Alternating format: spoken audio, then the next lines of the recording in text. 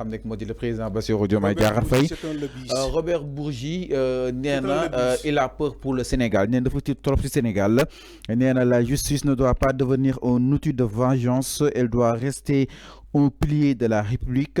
nee na aussi ne cédez pas à la tentation de la revanche. moom ki nga xam ne moo di Robert ba tey jàpp na ni le peuple avait voté pour l'espoir qui aujourd'hui s'effrite. ba tey jàpp na ni aussi le paysan, le conducteur de Jakarta, l'enseignant, le commerçant, l'éleveur, la mère de famille, tous commencent à douter par rapport ak réew mi nga xam ni itam jox nañ ko. alors moom jàpp na ni justice warul nekk benn ko revanche boo xam ni itam na ko utiliser waaye itam waruñoo cédé li nga xam ne moo di justement jëm si wàllu ko fayonteel jàpp ne aussi peuple bi dafa daal di voté woon pour yaakaar waaye tey jii dara amul. nappkat baak dawalkatu Jakarta baak jàngalekat baak jaaykat ba si koy càmm di éleveur ba arfan ak aussi ñi seetu njaboot gi ñoom ñëpp avant ñi commencé daal douté wu si Sonko ak ki nga xam ne moo di président Bassirou Diomaye Diakhar Faye. est-ce que lu Robert Bourgi wax moom mooy la réalité yi nga xam ni itam mi ngi si terrain bi wala nga jàpp ni avant par rapport ak ces 1 année et demie yi nga xam ni itam jox nañ ko Ousmane Sonko ak président Bassirou Diomaye Diakhar Faye. Fallou, nous on est des journalistes. yaa ngi dégg li may wax. On a des informations partout. Robert Bourgi qui parle comme ça. D'abord, bala lolo lan la wax. J'ai soutenu Sonko et Diomaye. Même quand ils étaient en prison. Je les soutenus. Je les ai soutenus.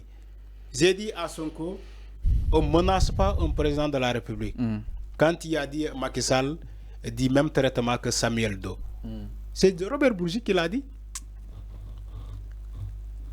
Il dit, je crois que j'ai relevé des extraits même de Robert Bourgi. Attends, je vais essayer de voir quelques-uns.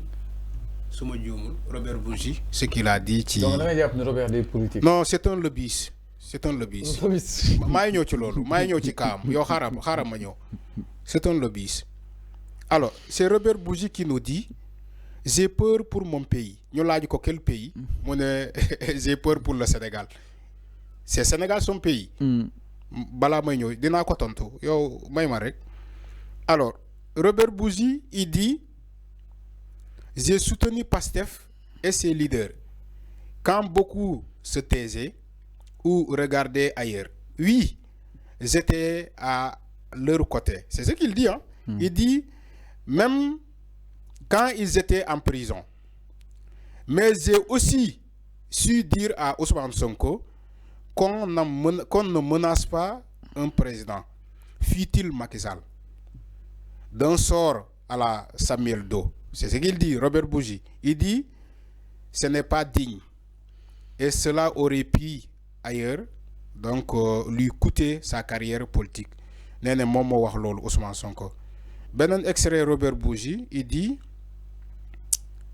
yow kay yow xarma rek, man dina tontu Robert Bourgi, yow bul yakamti. Il dit, depuis que le commerce existe entre les hommes, un pauvre n'a jamais fait vivre un pauvre à un pauvre. Un pauvre n'a jamais créé de l'emploi. C'est ce qu'il dit. Hein? Okay. Pourtant, des pauvres ont créé de l'emploi.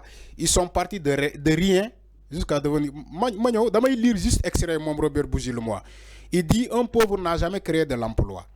Par contre, un riche fait vivre des pauvres, alors, etc. Alors, avant... voilà, dernière pour moi. Allez, nous commentons. Voilà, dernière bi. Wow. Robert Bourgi nous dit...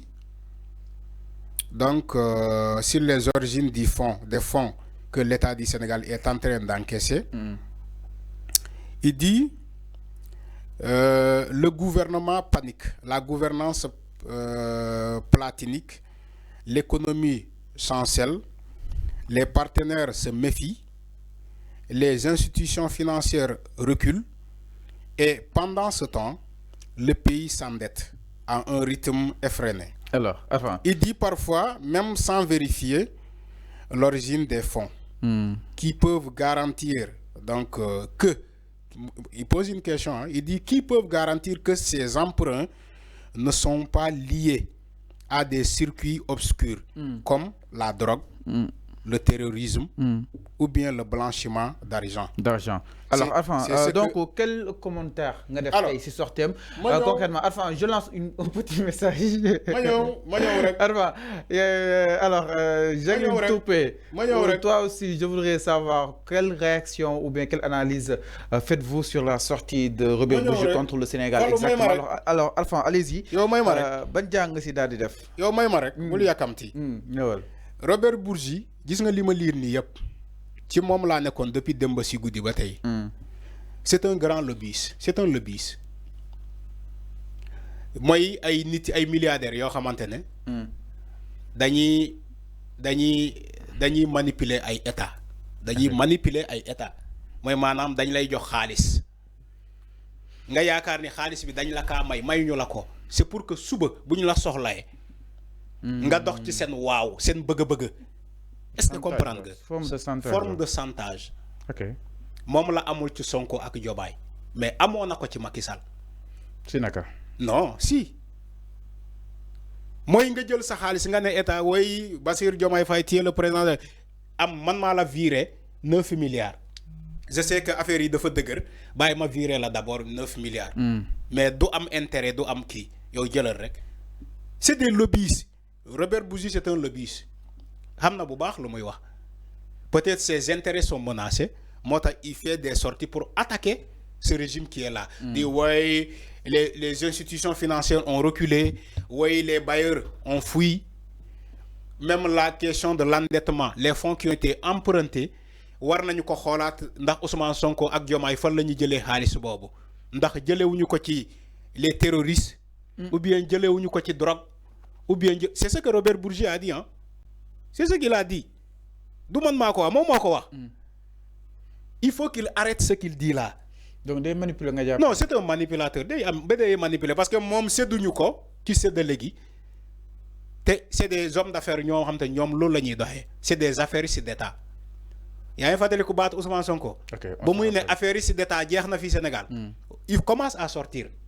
C'est les mêmes personnes, les Robert Bourgi moo tax mu wax loolu. Donc da nga jàpp ni seen intérêt moo menacé. C'est seen intérêt la ñu menacé la ñu xoolal dañoo tëj jubal jubanti ñu bëri collé yëpp def croix ci seen intérêt moo tax nga gis Robert Bourgi di wax ni lu ko neex. C'est des affairistes d'État. Fallu nee naa la depuis démb si guddi ba tey ci moom laa nekk ci kaam. di xool itinéraire am jaaram bu ci xajee bu xajoon ci émission bi ma jox la yëpp. son curriculum vitae CVM yëpp laa lay jox. C'est des lobbyistes qui yoo xamante ne dañ lay jox après ñu santé la da ngay dox ci seen bëgg-bëgg mais amu ko pour si Diomaye ak Sonko amu ko mënu ko am. ñi jàpp ni dafa poser ay questions de leur surtout sur non la il n'a pas posé des questions. jàpp ne warul nekk revanche. non mais aussi il a parlé sur les pères de famille les commerçants les éleveurs Fallou xam qui commence à douter est-ce que da nga jàpp ne loolu non Fallou yéen xamoo leen état lu muy doxee. est-ce que da nga jàpp loolu am la wala kon day non il alerte. day alerter waaw fa laa bëgg a wax. xam nga non waxuma ci position boobu. xam nga lan lay alerter. L'état actuel du Sénégal. xam nga moom dafa ne Ousmane Sonko on menace pas un président nee na loolu la ko wax ci Macky Sall. Mais moom ce qu'il fait là on ne le fait pas dans un pays comme ça comme le Sénégal. Il disait peur pour mon pays moom Robert Bourgi tubaab bu xonk coy nee na moom sénégalais la. mais sénégalais la. waaw way du loolu la bëgg nañu dem ci loolu. nañu dem ci loolu. tubaab bu xonk coy nee na moom sénégalais la j'ai peur pour mon pays. On sait comment ça se passe avec les hommes d'affaires là Fallou. comme dañuy ñëw. seen intérêt la ñu am amuñu xarit amuñu dara fu mu ne nii boo gisee mu def ces sorties là pour que mu ne gouvernement bi Sonko ak Diomaye waxaw naa leen ko comme ça ñooñu daw ñëw interpeller ko ne ko waa dañ laa soxla mais jàppanteem dafa amaat darul amaat c'est-à-dire man. lan moo am je parle pas de Sonko ak Bassirou Diomaye Diakhar Faye je parle un état dans sa globalité c'est-à-dire un état enfin da nga war a croiser li nga xam ne que moo di ces personnes influentes liggéey ak ñoom pourquoi pas sax ñu ne des fois. on ne travaille pas avec ces genres de personnes. Yo, est-ce que xam nga Robert Bourgi yow? Non, non, je parle pas de Robert Bourgi, je parle avec un État. Ñi nga xam ni tam noonu la war a jëflante avec ces personnes influentes ñi nga xam ni tam ñooy gérer les plus grandes sociétés ay ñoom peut-être ñoom Tahirou Sarr entre autres. Je parle dans ce sens. Mais li nga ne day ñëw Sénégal def ko seen dëkk mais Robert peut-être su nekkee lu avantage le Sénégal pourquoi pas Sénégal. Robert Bourgi est français, c'est pas un Sénégalais. Du loolu nga bëgg ma wax la. C'est son pays. Dama ne c'est pas son pays. Il a des intérêts au Sénégal. C'est pas son pays. Non, il faut arrêter. Fallo. À ma fois, je ne fa egg ak yow. Légui, comme tu me pousses, je dis Robert Bourgi, c'est un Français, c'est pas un Sénégalais. Il a des intérêts au Sénégal, d'accord. Maintenant, ses intérêts sont menacés. Il commence à tirer sur le régime. C'est ça la réalité. Hein? Lolo mo am. Okay. C'est pas un Sénégalais. Il faut arrêter. Ces conneries-là de dire, oui. Il faut arrêter. Et tu me dis que oui, l'État est en train de collaborer avec tout le monde. L'État du Sénégal travaille avec tout le monde. Parce que rien il faut que tout intérêt. Gisatul intérêt. Mais tu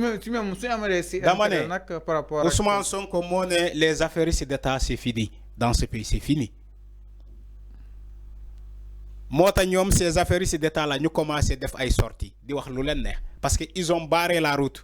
Dañoo tëj jubal jubanti nay leere rek. Moo tax nga gis ay Robert Bourgi ni di def ay sorties di wax lu leen neex parce que lu ñu bëggoon ci état bi ci gouvernement bi ni mënuñu ko am c'est ça la réalité. Robert Bourgi lu mu bëgg Sonko defal ko wala Diomaye defal ko loolu la mënul am mënu ko am moo tax mu leen di attaquer nii di naan wooye d'ailleurs hein, j'ai soutenu Pastef et c'est quoi ton problème? Est-ce que tu as voté pour Pastef? Tu as soutenu Pastef. Les Sénégalais ont voté pour Pastef. Ouais, quand voté nako. Fan la voté. Soutenir kay. Fan la voté. Fan la voté. J'ai soutenu Pastef. Tu n'as pas voté pour. Les Sénégalais ont voté pour Pastef, nous sommes au pouvoir. Il faut arrêter ces conneries-là. Il a peur de ces Sénégalais qui ont voté. Si tu as des milliards, si Robert Bourgi a des milliards à dépenser, il n'a qu'à aller dépenser ça en France ou ailleurs. S'il y a des chantages à faire, il n'a qu'à aller chanter d'autres pays, pas le Sénégal. Ce n'est pas ici. Ça ne passe pas. Ça ne peut pas passer. Parce que nous, les Sénégalais, on fait confiance à ces nouveaux dirigeants. On fait confiance à ces nouveaux dirigeants. Si ce Robert Bourgi a des milliards à dépenser ou bien à faire chanter des régimes, il n'a qu'à aller le faire ailleurs, mais pas le Sénégal. Alors, lis le commentaire de Jacqueline Touré Arfan. Donc, c'est ça. Moi, Jacqueline. Alors, oui, non, exactement. Arfan, voilà. Par rapport à quoi lui. Alors, merci à l'ensemble justement de nos téléspectateurs, malgré on a duré. Rester un jour sans faire un live, mais